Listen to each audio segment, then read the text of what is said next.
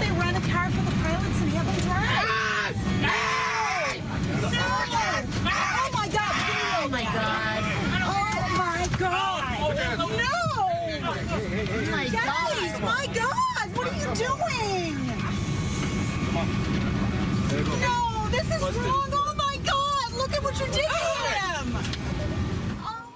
Joining me now, Leon Wolf, managing editor of The Blaze, and Democratic strategist Tara Dowdell. And Leon, I thought your thoughts today, what you tweeted was really interesting. What was your reaction to the video? Well, you know, the series of tweets was actually directly in response to the incident in Colorado with the young woman who got body slammed, but I think it applies with equal force to the situation in Chicago, because if you look at, in reality, what happened on that plane in United was a situation that we have all created and done to ourselves. For years, we as Americans have happily ceded power to the airlines to take increasing levels of control over our freedom on airplanes, to the point where now they're totally immune from liability for almost anything that they do. Disobeying orders from flight staff is a federal crime. And right. We, you know, essentially acceded to that because we said, oh, well, we all want to get where we're going on time, and we want the airlines to be free to remove unruly passengers quickly. And it does. It applies to the same thing with what, you know, we saw happen in Colorado last night, which was disturbing to me. And many other incidents. You and I have talked about the thing in Ferguson last year.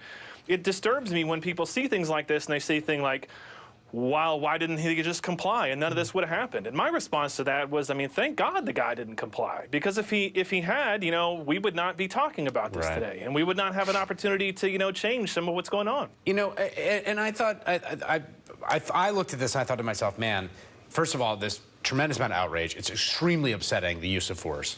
But also, I thought, man, this is a glimpse of the kind of policing that all kinds of communities are experiencing day in, day out in cities and towns across this country.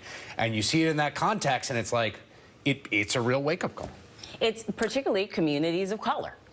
Black and brown communities most specifically. This is something that people grapple with all the time, as you pointed out. And here's the thing, why are we constantly seeing these videos where it goes from zero to assault? That's right. Zero to assault every single time.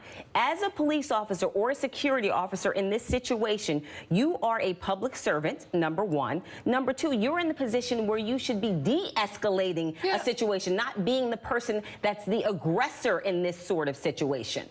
And Leon, I mean, here's, I want to read this because now there's the letter from, United seems to be choosing to play this in a shocking way, frankly. This is the CEO saying, this situation was unfortunately compounded when one of the passengers we politely asked to deplane refused, and it became necessary to contact Chicago aviation security officers to help. While I deeply regret the situation arose, I also emphatically stand behind all of you. I cannot imagine that they think that the way they handled this was proper. No, and, you know, my reaction to this initially was, well, I really hope that some of the bad apples that we saw in this, you know, some people, you know, get fired. But after reading that statement, which to me the most incredible part of the statement was where he said, well, we're really curious as to why the guy defied Chicago aviation security in that way. We got to really, you know, investigate. It's just bizarre how a guy wouldn't want to be thrown off of a plane that he bought a ticket for. You know, that to me was the astonishing. I'm at the point where I kind of hope United goes under over this, because clearly it's a corporate culture that goes all the way to the top.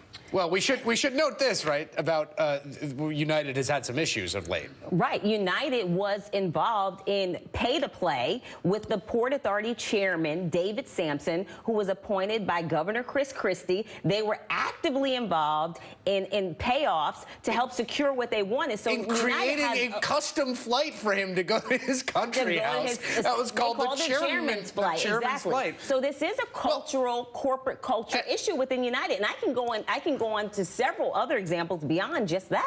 I want to just say one more thing, and I think this is an important part for anyone who's watching this and anyone across the political spectrum, because something will happen and the police will give their account of it. And what I would just say is always just maintain healthy skepticism, because that Chicago Police Department statement today, which they put out after everyone has seen the video, which they put out even though it's not their own police, saying that the thing you saw happen didn't happen, that is not an anomaly.